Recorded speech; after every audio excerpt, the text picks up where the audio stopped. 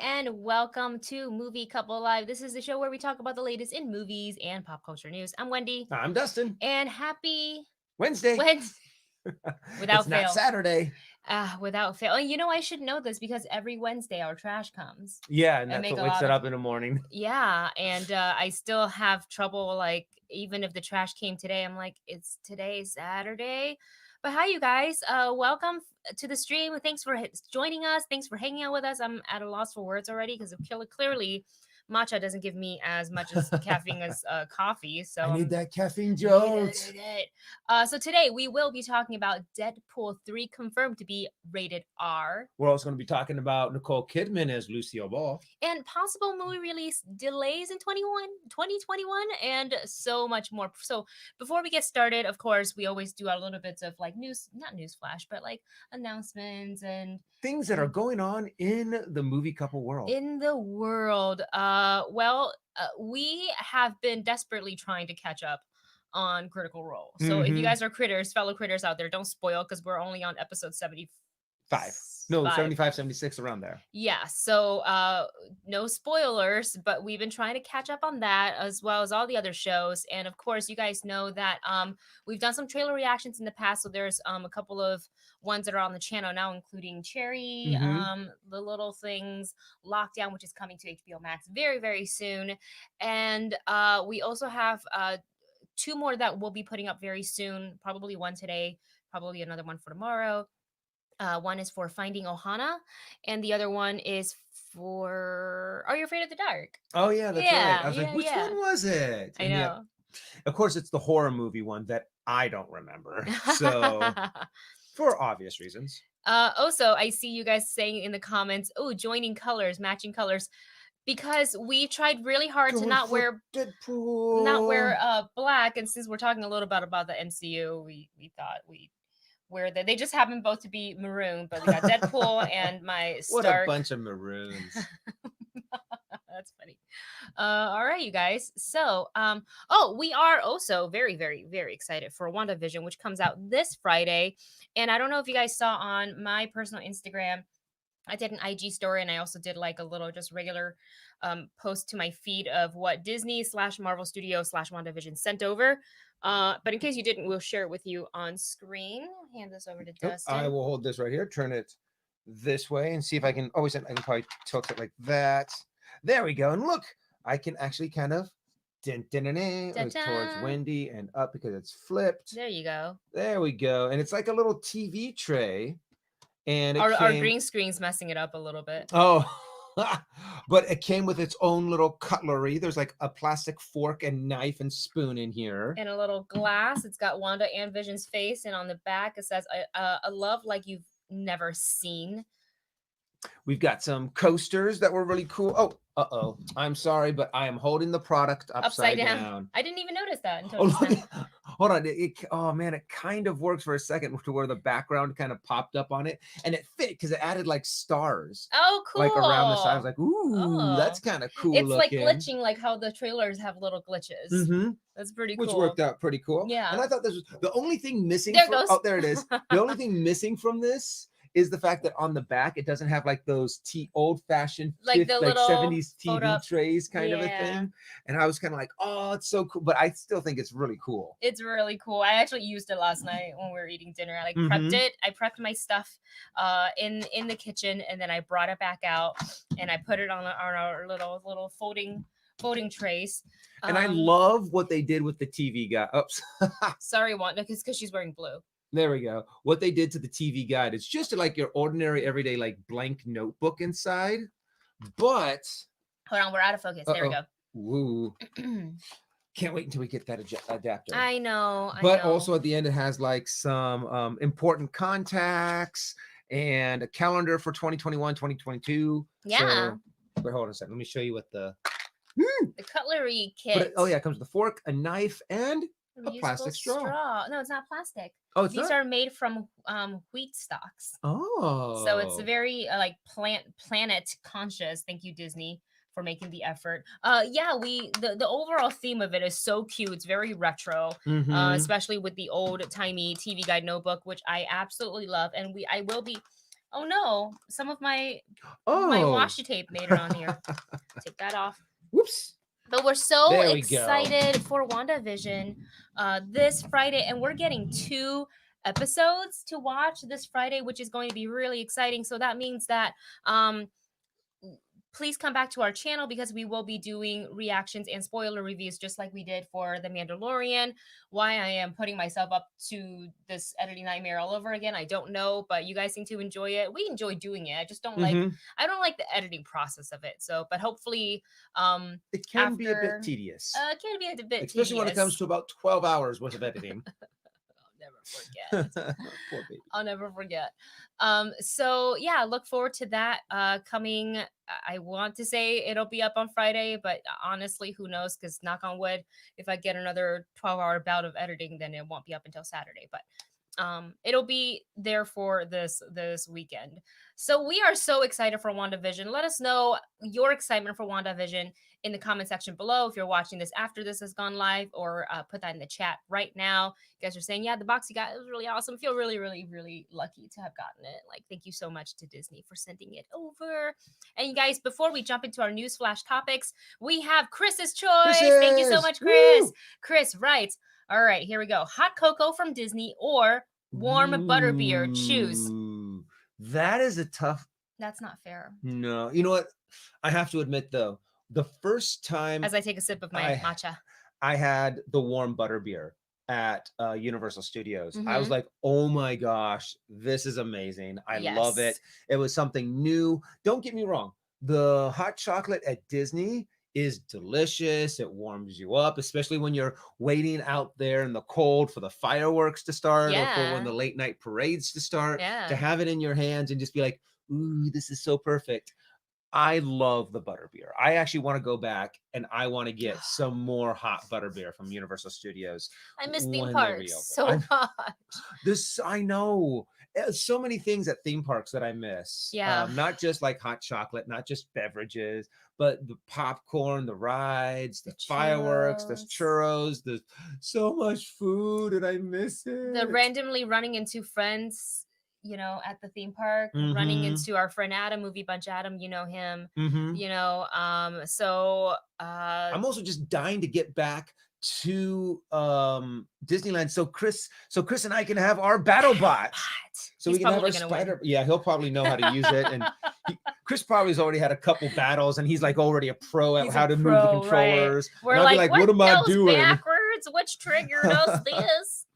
Oh man, butterbeer hot. I think I'm gonna choose that one as well, because kind of like Dustin said, well, the hot chocolate at Disneyland is delicious. It is still hot chocolate, and you can kind of get it anywhere. Like, you can go to a Starbucks and get it, you can go to a Coffee Bean and get it, you can make it at home, even though it may not be as good unless you do it all bougie with like hot milk and stuff like that. It's like, a little bit more widespread and more easily accessible. Yeah, where hot butterbeer instant hot butterbeer a little bit more difficult to come by. And it's just, the flavoring is so good. This rich butterscotch taste. Hi, Navi.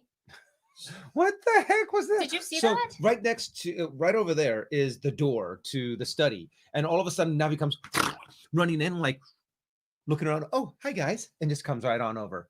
You are a Dorcas. You know that? You are a big old dork. I'm going to take off your collar. There we go.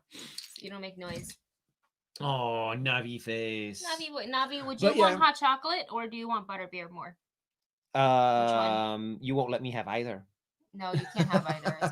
It's actually not good for dogs. Nope, not for you. Okay. But yeah, I would probably lean. I'm craving butterbeer. I want to go back. Either it's the cold butterbeer or the hot butterbeer. Either one, I'm game for to go get another dose of our butterbeer. I choose butterbeer. I choose you, butterbeer. Butterbeer, go. Butterbeer, and also warm. To get a butterbeer with a little bit of you can go to the bar and have them add something adult in there. Yep. Which is really awesome. Yeah, butterbeer, just because they make it to Navi, please don't pick things out of the trash. Thank you. Sorry. Oh no, now we're out of focus. Okay, there we go. Dogs. Hashtag dog parents. So with butterbeer, hot butterbeer specifically at Universal, at least in Hollywood, Universal Studios Hollywood, they make it only available. It's like a seasonal thing, so it's only Yeah. fall to winter, and then spring, summer, you get just well the regular one, the cold ones, whether it's blended or regular, it's year round. So I think with that added Yeah. to it, Exclusiveness. thank you. So Yeah, and I was like if that is the right word. I feel like that makes me want it just a little bit more. Yeah. And plus, you can't get it anywhere. You can't like go on City Walk and get. Hot buttery. Yeah, you have to be Yeah, in the park to I get think it. maybe now they let you. You think with You the know what? That's pandemic, probably right. Now that they should. I City would. Walk is open, I wouldn't be surprised. We haven't been down there to check it out. But I did a short. Remember when we were there for Crudes, the drive-in? oh yeah, that's And right. my venture onto City Walk was to go to the bathroom, but they were really strict. Like they checked your temperature just to walk into the any of the City Walk area. They do the temperature check and they ask you to sanitize your hands. And then the bathroom, they were actually limiting capacity, so there was an attendant outside, like limiting people going in. I think no more than like 4 at a time or something, Mhm. like 3 at a time or something like that. So appreciate what they're doing. I think they're taking all the right safety precautions. So yeah, but our very long-winded answer is we choose warm We butterbeer choose over butterbeer. hot cocoa from Disney. Thank you so much, Chris. And we also have another super chat from Justin. Justin, thank you so Thank you much for so your much, super Justin. chat. Have either of you ever been fans of any anime and or Mhm. manga? I've been on something of a kick lately with one of my all-time favorite manga series, One Piece, reaching chapter 1000. Wow. That's awesome. I am not as well read on One Piece. I know it's very popular. I've seen a little Mhm. bit of it. We have a couple of friends that actually started watching it. That are like, "Oh my god, this is amazing. You So got to now watch they it." want like everything pirates right now. We're talking Uh-huh. about it. They're in one of our D&D groups. Sorry. For me, anime and manga has always been a part of my life ever since I was little. Yeah. Like when I was little, the only manga I was actually allowed to read was Doraemon, where it's like the robot cat that has a magical pouch. Oh yeah, that's right. I loved it. So whenever I went to the bookstore, I was allowed to get. Sometimes, if I was able to get a manga, it was most definitely that one because I was obsessed with it. And then, growing up, there Cowboy Bebop, Oh yeah, that's right. GTO, Azumanga Daioh is very cute. Death Note, Bleach, Death Note was Naruto. one that I really got into. I Yeah, love Death Note, the anime one. yeah, It was so that was something that so someone good. recommended, and then we started watching, and then it was just a binge all the way So easy to through. bunch. Yeah, so easy Yeah. to do. I'm bunch. I was That gonna one, the call it a one bunch instead of a the binge. the one anime that really kind of got me going, "Oh, this is some really cool stuff," is Ninja Scroll. That was one of my Whoa. very first anime experiences, and I was like, "Oh, what have I just been introduced to?" So then I kind of went on a binge when I was younger, Yeah, but I haven't really seen very much since. yeah. The Professional was really good. Ninja Scroll was really good. I Mhm. loved when we binged Death Note. Yes. There was another one. Shoot. It was about an android that was trying to become human. Amistad. I think that's what it was. Okay. I don't think I know Um, that one. that one was really cool because it dealt with a lot of issues on humanity. And then, of course, you still have all of like the Miyazaki's because that's Oh, technically it's qualifies as anime. anime, I guess. Oh, even though I feel Anime like anime like is more like, yeah, series as yeah, opposed to a not like a feature film. movie. Right, right, right. I'm trying to think of some of the other ones that I've like watched. Oh, Samurai Champloo.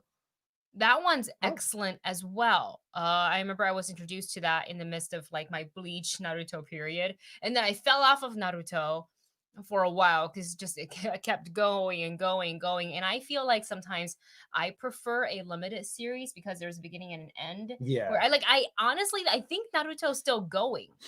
I think it's still going, but I think it's his kid now. I see. I don't even know. I can't even speak exactly on it because I don't remember. So, let's see. Justin said a couple of things. He says, Death Note is still pretty good. Yeah. Pretty great series that holds up. 100% would agree with that. And Naruto was kind of the first anime series that I seriously got into and became more of a deeper fan of, quote unquote, the medium. Yeah, that's a really, really great. And I think he I need to mentioned, get back in. I need to watch some more Bleach too.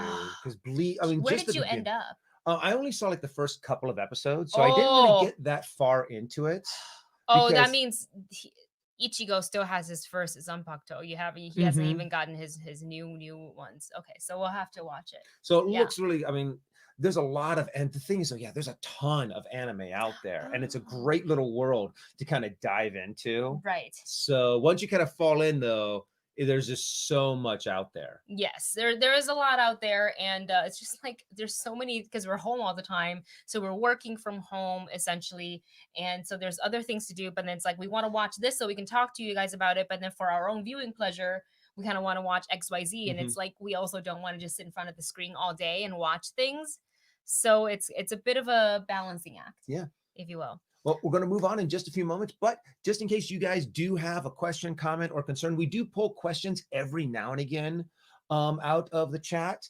But if you want to guarantee your comment or your question to be asked on live air, go ahead and drop it in a super chat, and we'll bring it up so everyone can see. We also have Streamlabs finally like set up correctly. So that link is below this video if you'd like to support us that way as well.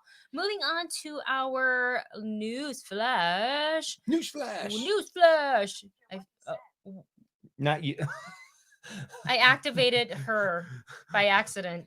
The Apple companion person thought we said her name. You guys, for our first bit of newsflash, we're talking about Sex in the City, but without Samantha. So the ladies, they are back. It's a 10.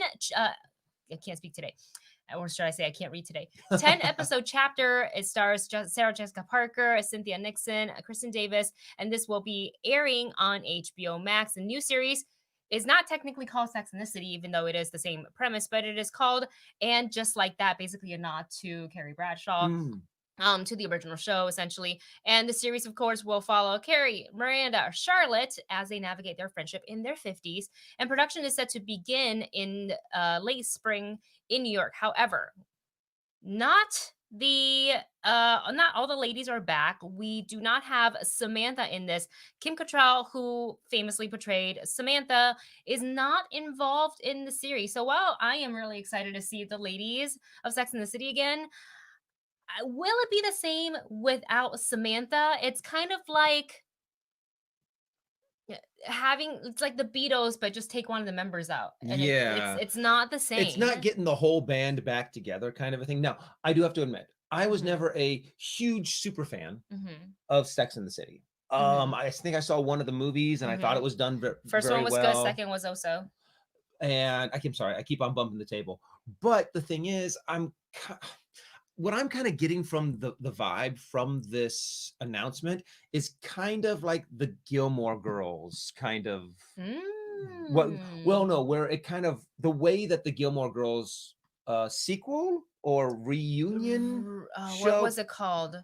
but Revival I or have a something feeling, like yeah, the that? revival or whatever that was, what they had like that limited number of episodes, Mhm. and I have a feeling that it's gonna kind of come out like that, Oh, I hope not. I to didn't I where didn't it's love the Gilmore Girls revival. And this comes from like I lived and breathed Gilmore Girls. Like he bought me all the DVD sets. mm-hmm, I have the Cook Like a Gilmore Girl or Eat Like a Gilmore mm-hmm. cookbook. I have I think a long time ago, Ann Campia and I went to this like Gilmore Girls pop-up where Oh they did like a yeah, Luke's Cafe. We stood in line that's for two right. to three That's to get hours a little cup that to had a not sleeve. like we just like it was a regular coffee cup with a sleeve. We took photos with the standee and it was cute, but like, I'm a huge fan. I was pretty let down by the revival. So I'm hoping that it won't be the same with Sex in the City, but it already kind of like you said, they're them taking out a major character Mm-hmm. such as Samantha. It doesn't feel like Sex in the City. And real quick, we want to say thank you so much to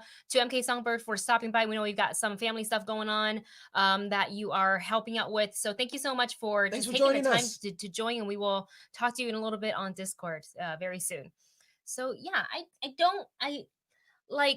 think none of the articles are really explaining why Kim Cattrall isn't involved in this. I did read like one of the articles that hinted that her and the writer slash I believe it's either the director or the producer did butt heads a little bit. Mm-hmm. So I don't know if that had anything to do with it, or maybe she's just like, I'm done. I don't want to do it. I don't know why the choice was made, but if she was available, and then she wasn't asked to return, then that's a whole different story, Yeah. but we Oh, don't know.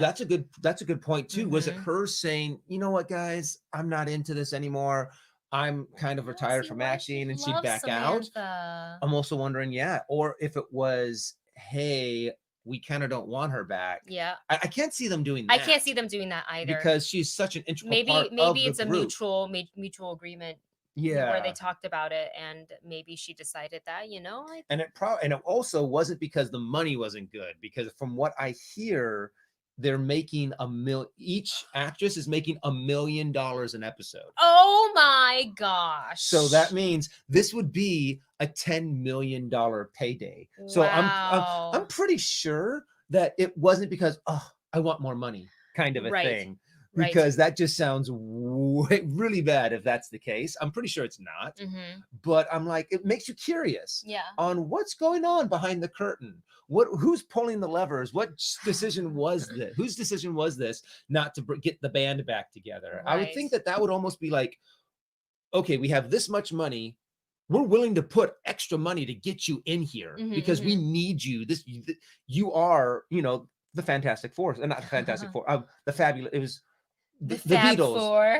the Beatles kind The of a ladies. thing. Yeah, no, You I get want it. to have the whole band back together, Mhm. kind of a thing. So I'm curious to see what happened, and I'm hoping that it was a mutual thing, Yeah. that it was just the fact that she was just kind of like, I'm not interested, but Yeah. thank you. Yeah, but thanks for, thanks but no thanks, and that's a nice way to say, like, hey, like, obviously continue on, do your thing, but like I'd But of rather course, not be involved. how much money would it take? Let's say if you got out of retirement, you retired, you're not doing I'm so sorry, guys. whatever profession you were doing, would $1 million bring you out of retirement? Ah, Jesus. For me, yes. You paying me $1 million? I'm like, Yeah. as long as a steady paycheck's involved, I'll believe whatever you say. I feel like with Sex in the City, or should I say, and just like that, I will definitely watch because I'm still a fan.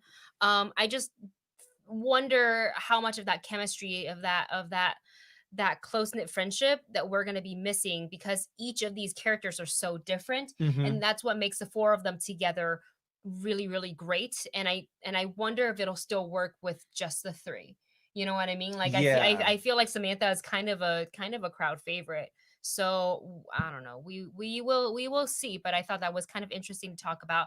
The next topic is also quite interesting. We're talking about Nicole Kidman and Javier Bardem in talks to portray Lucille Ball and Desi Arnaz. So, in an article, an exclusive, should I say, by Deadline, it looks like Nicole Kidman and Javier Bardem are in talks to play Lucille Ball and Desi Arnaz in the Amazon Studios' Being the Ricardos. And this is a film about the relationship between the I Love Lucy stars. And this will be directed by Aaron Sorkin, which makes me so excited because we're such big Sorkin fans Mm-hmm. over here. We love it. So, casting, obviously nothing's confirmed, no paper has been signed out to our knowledge, or to But they're just reading the in articles. talks. They're just in talks. So, but I wanted to talk about the choice of kind of reaching out to Nicole Kidman for the role. um this has nothing to do with her ability as an actress. She is not just fantastic. I think she's a phenomenal actress, and she Yes. keeps getting better and better and better. So, will she do a great job at portraying Lucille Ball? If someone of her caliber, of course, she's Yeah. going to do a fantastic job. But to me, it just Would she have been like my first choice? Like, think of someone to play Lucille Ball. Deborah Messing. Yeah. I mean, honestly, she's not the first one that would come to mind when I Right. think of an actress that would be good to play Lucille Ball. Right. But, she is an amazing, Nicole Kidman is an amazing actress. So it makes sense that she could very much play this role. Yeah, it it's just like with her, I don't know. She doesn't, her facial feature doesn't resemble Lucille Ball to me. Mm-hmm. And I know you can do a lot with makeup, with shading and contouring and hair and all that stuff, but I feel like we're gonna just see Nicole Kidman play Lucille Ball, as opposed to the character actually coming alive, where you're Yeah. looking at the character on screen and you go, that's Lucille Ball, as Mm-hmm. opposed to, oh, that's an actor. You know what I'm saying? And I feel like I don't know, I'm like putting my vote of confidence in like Deborah Messing. I don't know if she's in talks or not, but like I feel like she could, like I can actually see it in my head that Hmm. she could actually do this. So I don't know. Let us know your thoughts on the casting on the it's not casting news. Nothing's But been the confirmed. talks, the But fact that the they fact are that they're looking in at these talks. actors to play Lucille Ball and Ricky Ricardo. Yes. So I'm also curious on what do you guys think of who should play Ricky Ricardo too? You know, Mm. who would be? I mean, honestly, when I first thought about it, Wendy brought up this name, and I was like, perfect. Pedro Pascal. Pedro I said Pascal. Pedro I think Pascal. Pedro Pascal would actually be a really good Ricky Ricardo. We can see him kind of playing up that cheesiness a little bit Yeah, in yeah. Wonder Woman, Mm-hmm. but we also know he has this great strong persona Mm-hmm. Mm-hmm. that especially when he was in like Game of Yeah. Thrones. And so He's a bit of a chameleon. yeah, he's a very much a Yeah. chameleon. So I think he'd probably be a really good chance for Ricky Ricardo as well. Yeah, and also, and I noticed Jack earlier was talking about if anybody was into Buffy the Vampire Slayer. Did you know that Pedro Pascal was in at least That's one episode of right. Buffy in during when Buffy went to college? Yep. I found the clip. I was just searching for. I wasn't even searching for anything He Pedro was Pascal baby related. Pascal. It was baby Pascal. It was just clean shaven. Hmm. A college student, and you first see him, he's College an awkward student. Then he gets attacked by a vampire, and then you see him like dead inside the vampire's den, and then he comes Oh back as a my vampire, and that's it. That's all he god! does. Oh my And Buffy god! stakes him. Hey, it's just how many actors would die to have that role? Because Hmm. that wasn't just the co-star, that was the guest star role. I think. Hmm. I think so. It's pretty. So look that up if you guys are like wondering. Thinking about. And yeah, like that video wasn't even. I wasn't searching for anything sorry. I wasn't searching for anything Pedro Pascal related. I think I was searching You just for like stumbled, bullet journal and you just stumbled related. upon it, and And you're it like, "Oh my popped up in gosh!" my recommend. I was like, Pedro Pascal was in Buffy. I was like, no, I've watched all the Buffy episodes. I would have known. I would remember it. And I clicked on the episode. I was like, I definitely remember this episode. I definitely didn't realize that it was him. And he just like the way they dressed him and everything, and just clean shaven. It just Hmm. looked nothing like the Pedro Pascal we know today. So pretty cool. Also, I think Stardew made a comment about Nicole Kidman. Stardew says Nicole did a movie Bewitched TV show too. She did, and she did a fantastic job at that. But I think she also her facial feature resembled the actress more, the original Yeah, actress. I don't feel that her features really resemble too much of Lucille Ball. I think it's And gonna again, at take. the same time, they can always do makeup I to think they would have to do like, yeah, a lot of makeup just the because eyes. that, and also Nicole Kidman has very sharp features, and it's Yes. something that makes her so striking when you see her on screen. But Lucille Ball has a lot more rounder features. She has those Yeah. really those round The cheeks and that cheeks, smile, big that eyes, and the huge lips. smile and those Yeah. lips. And it's kind of like I can't really see Nicole Kidman doing that complete I mean, I transformation. think she'd have such a great time with She's it. going to have a great time, As and an she's going to actress, do a she's good like, job. yeah, make me, that's like it's about the work and perfecting that character and their mannerisms. And Debbie also just dropped into our Discord. There's a video that she put in of Deborah Messing actually portraying doing like a I Love Lucy commercial. So I'm gonna go ahead and drop the link to our Discord in the chat. If you would like to join our movie bunch, you can do that right now in our Discord. And then was that another Oh, and we got a super chat from Justin. Justin? Thank Thank you you so so much, much. man. This is your second one. Thank you, Justin. Justin writes, out of any of the confirmed Phase 4 MCU movies, which one are you most excited for? For me, it's the Eternals by a pretty wide margin. Mm-hmm. Yeah. The Eternals is definitely going to, because that's something that's going to explode the universe. Mm-hmm. But I mean, I'm excited for WandaVision as well, Mm-hmm. because it sounds like they're going to expand. The Oh, universe is expanding. exactly. And I'm really excited that Eternals is going to do that too. Is that they're going to bring in new characters, Yeah. new people, new things that are just we don't know about yet in the MCU. So, or things that we haven't seen yet in the MCU. So I'm really excited, yeah, for the Eternals as well. I would say, can I pick two? I'm gonna pick Sure. two. Shang-Chi and the Legend of the Ten Rings, just Mhm. because I love Simu Liu from Kim's Convenience, and I cannot wait to see him be a superhero on screen and all the martial arts goodness that we're gonna get to see. And then also Doctor Strange too. Oh my gosh. That Because I that's gonna open up the multiverse. so I expect just a crazy movie, and also every time I think of Doctor Strange, I think of like Schnepp, like how excited Schnepp would have been to see this, and Yeah. like we just the conversation we would have had To about all it. of his sweaties out Yeah, there. to all the sweaties out there. Gosh, so that's my two picks. What are some of you Mhm. guys' picks? Let us know in the chat if you're watching us live. Let us know in the comment section if you're not watching us live. And each one of these movies has something new that we're like, oh my gosh, it's going to open the door into a whole new world for each one of these movies. The Eternals, we're getting the entire story arc behind the Eternals. With the Multiverse of Madness, we're getting the opportunity to now maybe see different Spider-Man come in, so we can see into the Spider-Verse. We can see all of these. We can probably see House of M. We can probably see Oh, maybe the introduction of the X-Men and the Fantastic Four, and also in Shang-Chi, yeah. we're going to be able to see a better Mandarin, a real Mandarin fight. I want to I was see so this mad guy come about the out way they with the did the long hair, the Mandarin. 10 rings on his fingers, and just be this force of nature to where Oh it's, my I want to see that. gosh. There's so many things in each one of these movies that I really want to see. Oh man, wow! Imagine just gosh, I remember the actual reveal of the true Mandarin, like in that movie in Iron Man was it 3, It was Iron Man and 3. I was just like, yeah, Everyone, so no, many people what? were I mean, props to pissed. Ben Kingsley for just being able to portray two characters. Like that was so much fun to watch him just play up. What was the Travis? Was the name right? It was like Travis or Tucker Or what or his real his name? real name, and they were like, no, they just kept on giving you drugs. No, I asked for them.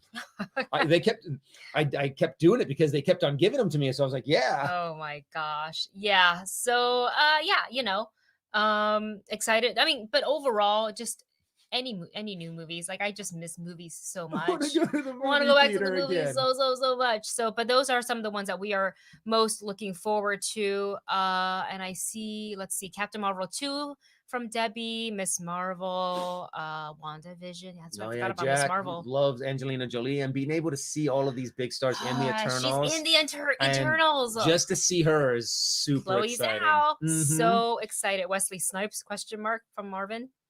Wesley Uh Snipes, is he in? are they He's put in some. are they putting oh yeah, what is Oh no, Wesley Snipes is Blade? in. But I don't think he's going to be Blade, that's technically Mahershala Ali but now. I know Wesley Snipes is also going to be in Coming to America. Oh yeah. He was going to be in that. Coming soon. Yeah. I'm excited about that.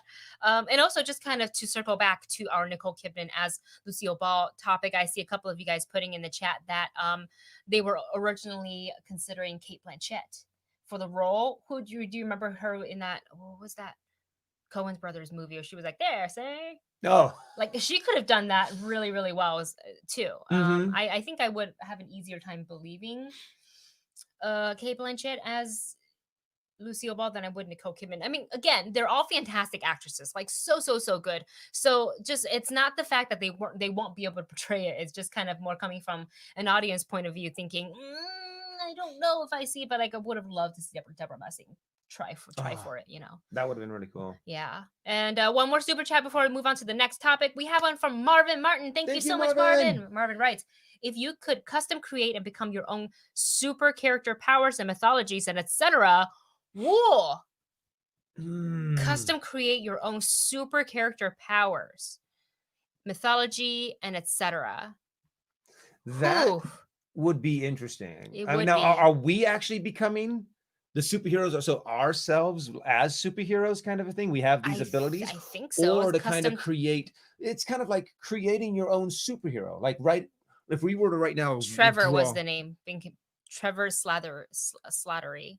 Oh, Ben Kingsley's character. Sorry, so I yeah, just we wanted were to right. read We that. were I had the Trevor, T Travis. part right. It was somewhere around there. Travis.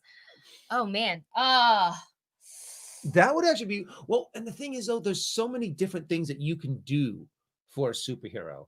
I mean, and so many different mythologies that you can pull from. So it's kind of hard to be able to sit down and just kind of create an entire superhero backstory. But if I were to become a superhero, definitely one of the things that I would want to be able to do is time travel. Yeah. But the thing is, though, I would want to make it so I would actually have the knowledge of how it would affect the future, because there's so many different time travels. When you go back, you just make things 100 times worse. Yeah. Yeah. Yeah. So anytime when you start getting into a time travel character, that is always the danger to fall in. First you start off with a time travel character that has good intentions. Yes. They want to go back and stop this travesty. They want to stop, say, like a bombing or something, and they're actually able to Oh, that was Tilda succeed. Swinton. Sorry, But Adam. then they switch it, and then there's something that even worse happens. So it makes this constant, double-edged sword of, you stop what happens, but then something worse happens. And seeing that kind of evolution of a character is actually really fun. Woof. Okay. So I kind of mythology wise, I kind of went straight to the moon goddess mythology when it comes to superpowers. Oh. But for me, if that was my super, like she would obviously have like I would say, in the cosmics, so she would maybe be able to control the moon and the stars, probably not the sun, because that would be the opposite of like whatever. But she wouldn't be confined to the moon. That's one of the things I would take away from that mythology, that she is a superhero, or that would be like my superhero, where like the moon is like my home base, but then at night I would like come to earth and like save humanity and be like not a vigilante, but the moon cave. To the moon cave. And she'd have to have a sidekick. Who do you think? Navi. Navi would be her sidekick. Navi, are you up for being a sidekick? Navi the moon doll. You want to go flying? Oh, she looks so cute. Yeah, very dirty face, but very cute at the same time. Should we move on to the next topic? Next topic. Thank you so much, Marvin, for your super chat. We love that. Let's see. Okay, so let's talk about Liam Neeson for a hot second here. So Collider has an article up, and in a recent interview with Collider, Liam Neeson was asked if he'd be interested in, like, what are his thoughts if he were to appear in the Obi-Wan Kenobi show via a flashback, where he says, sure, I'd be up for that, yeah. Which, of course, now opens kind of the floodgate for the fans to say, what if Liam Neeson was in the Obi-Wan show just as a flashback? That would be 100% would love to see that. A flashback or just a conversation that Obi-Wan is able to have. When's the time period of Obi-Wan? It would be what? It'd be, of course, after Revenge of the Sith. Okay. And it would be before A New Hope. So it would actually be kind of overlapping a little bit, probably, with Rebels. Didn't Qui-Gon get the... Well, yeah, he died, but he's still a Force spirit. No, that's true. So you could have him appear, like Obi-Wan is meditating. Obi-Wan's learning how to become a Force spirit, so to speak. So he has not actually, he has not had, A New Hope has not happened.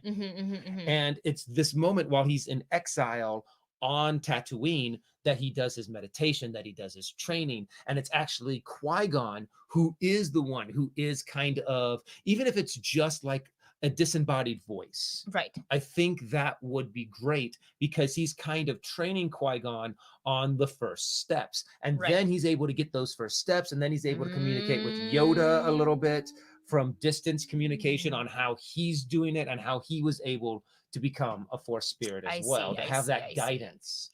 But yeah, to have Qui-Gon be a reoccurring character, maybe have him in there 2 or 3 times, maybe once or twice as a disembodied, you just hear his voice, and then that voice near the end of the first season, Obi-Wan is able to expand his Force powers, and actually he's like, oh, okay, I now understand what it takes to become one with the Force. And when he does, that's when you're able to see a physically tangible Force spirit of Qui-Gon Jinn. Cool. That in a flashback, so we can get both, kind of get like the physical form of Qui-Gon and the Force ghost form of Qui-Gon. Plus, then we get to see young Obi-Wan, like younger Kenobi, with the little Padawan. That would be interesting on how to pull that off.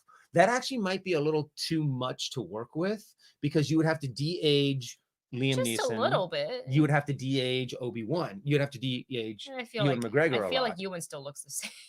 Well, maybe. And Yeah. they have the tech. They could also just do a deep fake Yeah, technology kind of if a they thing. wanted to, they could. We've seen wow, I'm stuttering today. We've seen the technology at work, so it's Mhm. possible. But just And to have kind of Qui-Gon back, in one of the shows, even if it's just for like 2 seconds, even just for one episode, I think would be really even if cool. it's just for fan service, Yeah, I that think it would be that worth would be a it. fan service I would be okay with. Mm-hmm. Are we ready to move on to our Move next? on. This is the Another last Star topic Wars. in, I figure like Star Wars, Star Wars, Star Wars.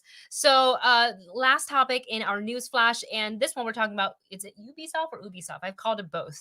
But they're teaming up with Lucasfilm for a Star Wars open war game. I did that wrong. Open world game. So I'm gonna have to hide that.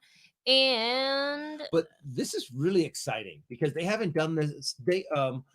Star Wars has not had an open world game No. since the Old Republic, I think. Mm-hmm. So I'm excited. I mean, also just to be able to have that Navi.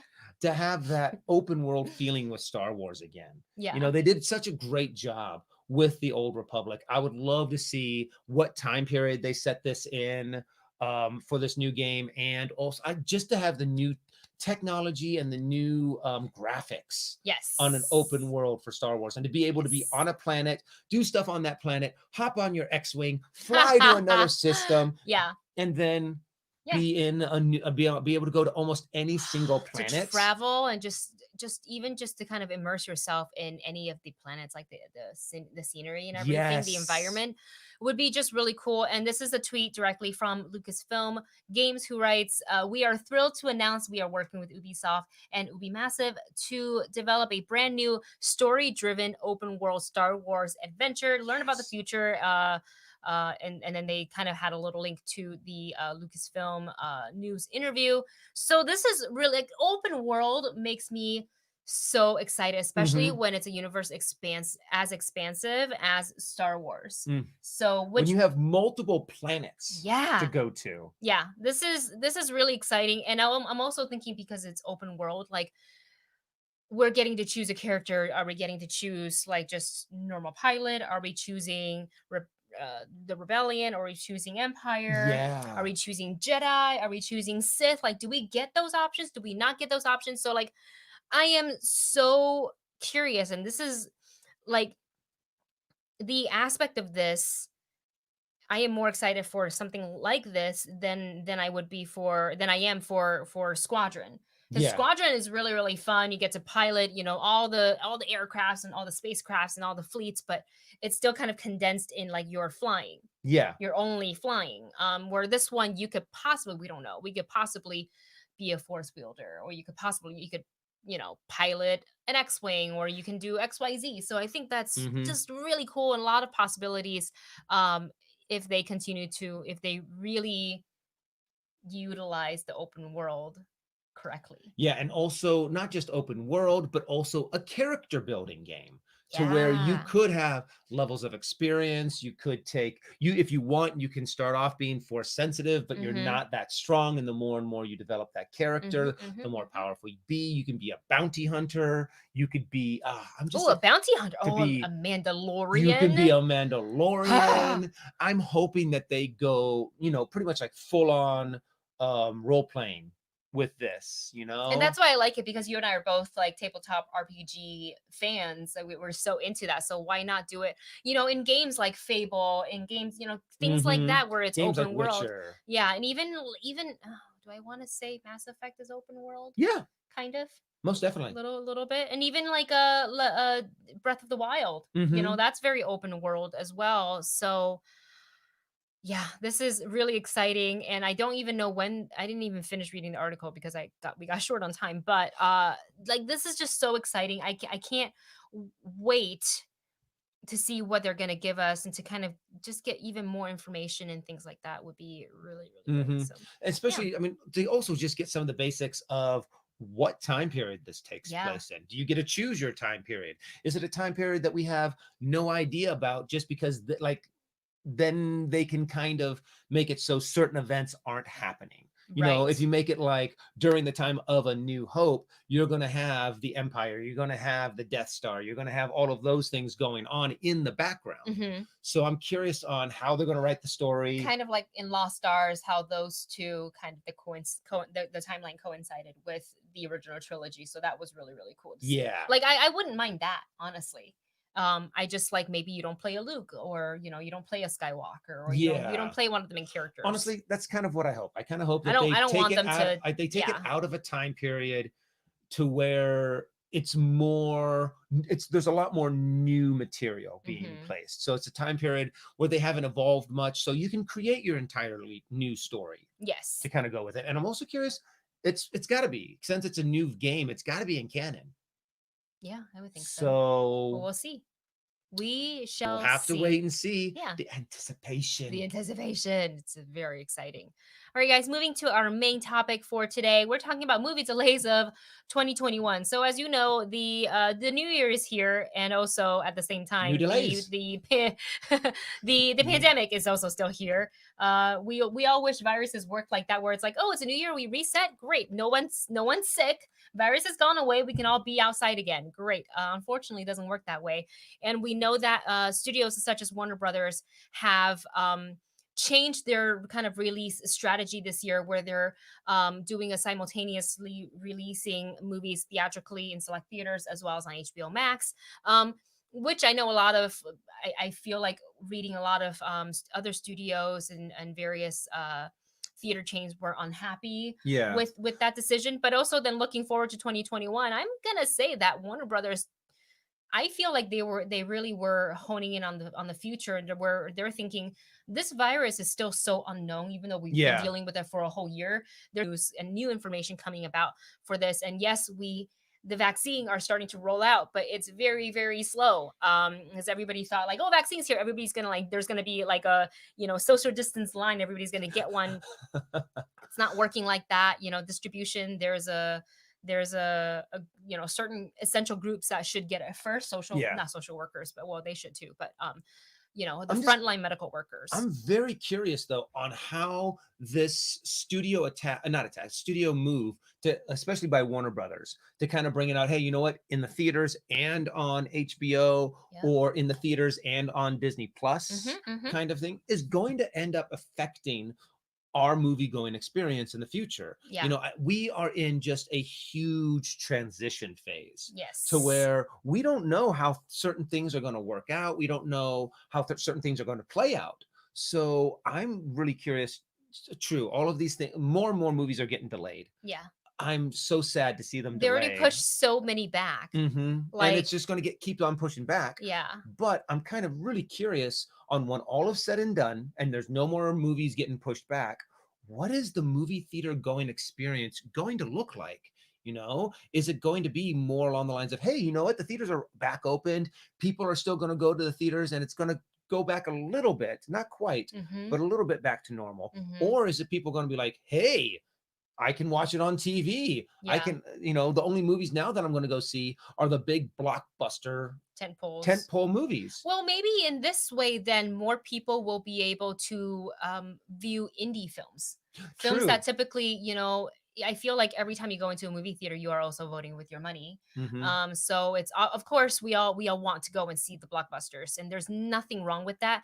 And I feel like oftentimes indies will live kind of in the shadow of those tentpole movies. But I think by putting those out with the kind of newer release strategies, that I hope that people will view indies as like, look, I'm home, it's all available here, I'm just going to watch it. And now they get introduced to a really fantastic film, to maybe a filmmaker they've never heard of before, to an actress that they've never heard about before, and then they can kind of then start to follow their journey and be like, well, what else has these people done, and kind of open up their world as well. So I think that may be a good thing for indies. Hopefully, fingers crossed. Fingers crossed. Fingers crossed for indies.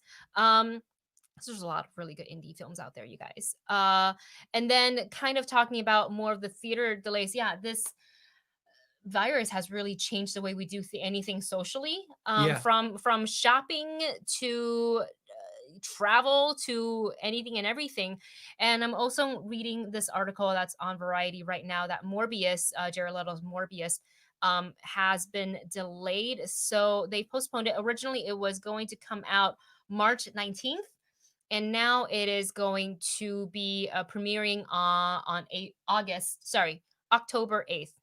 October 8th. So that's quite a bit back. And I think they're thinking about, I think, strategically, the vaccine rollout, plus, everything is peaking right now with the virus. Like in LA, Yes. the cases are real bad. I believe the UK got locked down again. Yes, because they got hit with that new strand. Right. So like things are a bit dire, and we all should take extra precaution more so than ever. We all knew that like during the winter the virus is going to come back and be a little strong, because even if you think of it from like the flu standpoint, like the flu typically is always a little bit worse in the winter.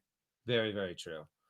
But what other some of the movies? So we know about Morbius getting pushed back And to October. we're also hearing about No Time to Die. No Time to Die getting pushed back again. Yeah, maybe it hasn't been confirmed, but it's kind of like that's kind of the rumor going around that it's going to get delayed. So I wouldn't be surprised if we heard about more movie delays for 2021. Just kind of them, shifting things a little bit, and I guess we'll see by March how all that goes, because then everything really will have to shift. Yeah, and also the fact that I think the studios that don't happen to have a big platform, say like Disney and Disney Plus, Warner Brothers and HBO, have that connection to where they can put their movies out on a big platform like that. However, there's going to be like, I don't think Sony really has anything like a big platform like that. Yeah, I don't think they have like a sister streaming platform, or something that we know of. But if there is one, please let us know in the chat or in the comment section below. So I think that you're going to start to see the companies that have those streaming platforms are going to be able to get their movies out a little bit better. Yes. And the studios that don't have that are going to constantly get pushed back. Yes. So Sony, where is Universal? Universal. Well, Universal has technically like Peacock and all that stuff, because it's NBC. So I think Peacock will take a little bit more. I think you have your big two, which is Disney Plus and HBO. Yes. Then you have Peacock. Yeah. So they'll probably kind of follow the other two's lead, but then everyone else is just like, all we can do is just push them back. Yeah, it's all you can do, and it just really all depends on it's a ever-changing situation. Yeah. I'm actually, oh man, one thing that I'm hoping that they do not push back is Dune. No, I'm ready. I'm ready already. Marvin is like, yeah, will we ever see sandworms? And I'm like, I want to. I mean, I really, really want to. I still think we'll see it this year. I just don't know when. Like if it doesn't stay on its current release date, then it'll just be later. But I'm still hoping that it's this year. I don't know. Should we move on to our final topic? Final topic. Big topic of the day. All right, we're talking about Deadpool 3 confirmed to be rated R by Kevin Feige himself. So in an interview with Collider, Kevin Feige gave an update on Deadpool 3, on when filming will begin, and also confirming that the sequel will be a part of the MCU. So while filming is not expected until 2022, Deadpool will keep its R rating according to Feige. And here's a quote from the interview. He says, "It will be rated R, and we are working on a script right now. And Ryan's overseeing the script right now." Which is awesome. Yeah, I know. It will not be filmed this year. Ryan is a very busy, very successful actor. Yes, he is. And we've got a number of things we've already announced that we now have to make. But it's exciting to have. It's exciting for it to have begun again. A very different type of character in the MCU, and Ryan is a force of nature, which is just awesome to see him bring that character to life. So all of that right there, that quote right there, just gave me just all the excitement. Pew, pew, pew, pew. Pew, pew. Very, very exciting.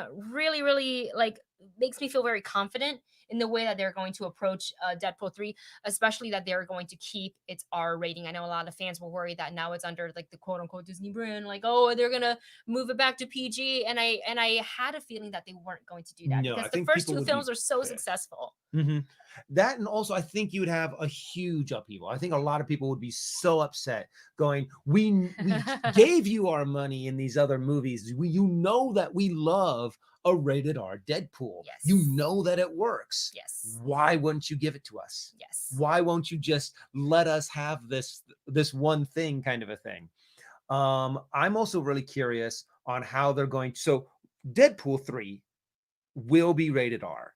I am curious on what Deadpool in, say, a Marvel MCU cinematic universe Mm-hmm. would be like. Say, like if Deadpool is in the new X-Men movie, kind of a thing. How do you handle Deadpool's, potty mouth with a Oh, PG-13 I see. rating? You just bleep them every time. And that's what I want to do. I want it to be that every time Deadpool says something, says a bad word, he would get bleeped. And everyone else in the movie hears the F word. It's just the fact that since he's able to break the fourth wall, Right. he gets bleeped and he's like, "Oh, what the bleep? Oh, come on." And then someone else, since you're allowed to have one F bomb They'll in give a it to PG, him. they give it to someone else. Oh no. They give it to someone else, and they're like, "Oh, you don't bleep that? Oh, of course you let Wolverine swear, but Oh me, man. no." And I would love for them to just have Deadpool completely breaking the fourth wall Yes. in an X-Men movie where he's still able to reference Hugh Jackman, and everyone's like, That would be "What are you hilarious. talking about?" Oh my gosh. So Oh I my am gosh. super excited to see how they handle this. I've talked to our cashier at the checkout We did once. because he wore that I wore shirt. this shirt, And then they he was a started huge, talking and about I just Deadpool. started geeking out People because behind are like, you're like, "Can we got please it. get our groceries?" We're like, And they're like, sorry. "We're having a conversation of Deadpool. Leave us alone." And me and the cashier, we're just going back and forth on different ideas on how to handle Deadpool in the cinematic universe. And yeah, we just completely nerdgasmed. It was fun. quite an experience to see. A couple of super chat from Justin and Marvin. First Thank you one up guys so much. is Justin. Thank you guys so much for all the super chats. Justin writes, "Do you think if Deadpool 3 is rated R in the MCU that there could be other MCU films that could be rated R, like Yes. say Blade?" That's a good example. I wouldn't mind seeing Blade As rated R. as rated R. Oh no, I would Yeah. honestly, Blade Dark, gritty. It's Mahershala. Oh god, I love him so much. He's so Yeah. great. And honestly, with Blade, it's going to be more along the lines of the gore factor. Mhm. Because when you're when you're fighting vampires, you have a lot of gore, monsters, grotesque things. True, probably a few bad words, Yeah, but couple. yeah, definitely. Blade should definitely be rated R. Yeah, I can see Blade being rated R, and then later on, it just depends on what we get. But I'm also not thinking of like just because Deadpool and maybe possibly in the future Blade are rated R. Not all MCU movies need to be R rated. Mhm. The R rating, I feel like, should be there in order to enhance the story. Like you want to tell a story in XYZ way, so certain factors like gore, language are written in to enhance the story's purposes, not to just drop an F bomb because you can, because you get an R rating. So it Yeah. needs to make sense. So like I don't feel like any of the current, like say Avenger films, like MCU and ensemble films, technically needs to be an R rating because it hadn't in the past and it's obviously worked. But films such as I can't think of any other any other Good examples for like a rated other R. than Blade, but Blade and like Deadpool. when it makes sense, sure, make it an R rating, but it's not like you have to get it for like the shock factor or just the ability to drop how many amounts of F bombs. Like that's not really necessary in a movie. Like for me, storytelling always comes first and not like we need to put an F bomb in this. We need a shower scene it's in something this. that fits the character. Like for example, Jessica Jones. If they do a Jessica Jones, I think like Punisher definitely kind of has to be rated Punisher R. would be A rated R R-rated. Ghost Rider, I think, is also the way to go. Yeah. And yeah, just what Justin is putting into the chat, those are the kind of characters. I think the darker, grittier characters are the way to rated R is the way to go. Mm-hmm. And yes, Marvin, I did thank know. you for the super chat. Thank you so much for the super chat. And yeah, seeing Deadpool as one of the Horsemen of Apocalypse, I always thought was a little weird and a little jarring, but I thought it was really funny. That's interesting. Apparently, so was Silver Surfer. Is that what Adam was referring to? Silver Surfer, what? Huh? He wrote it. So Adam, Movie Bunch Adam wrote underneath the like two Oh, so was comments. Silver Surfer as So- one of the Horsemen. Was he? I don't know. That one I'm not 100% I'm not sure sure. about. I know Deadpool was Mm-hmm. at one time, Mm-hmm. but haven't seen that one. I have not read that comic yet, Yeah, we so don't I'm not know, 100% sorry. sure. All And- right. oh. And another one from Marvin. Imagine today calling Blade a genocidal bigot, huh? Oops, sorry, didn't mean to bump the table on that. Sorry. But yeah, I mean, because technically, he's trying to wipe out all vampires. Yeah, that's true. So it's not wrong. But then is it wrong because we view vampires as as evil? Vampires are evil. Not all vampires. Not Angel. Very true. Or He got his soul up to back. a Spike up to a point. To a point. Going the Buffy route. I miss Buffy. All right, guys. Thank you guys all so much for hanging out with us for such a fun show today. Lots of topics to cover, and we all did it within the hour. What? Woohoo! We did. What happens when you start on time. Well, you guys, thank you so much for joining us. Thank you to everybody who contributed and supported via Super Chat. We love you guys. We can't wait to be back to talk about more movie news and pop culture on Saturday at 2 p.m. PT. So make sure you're tuned in. If you haven't already, like this video. Really, really helps us out a lot here on YouTube. That algorithm likes your thumbs up. So please do so. If you haven't already, super easy. Just move your mouse over and click.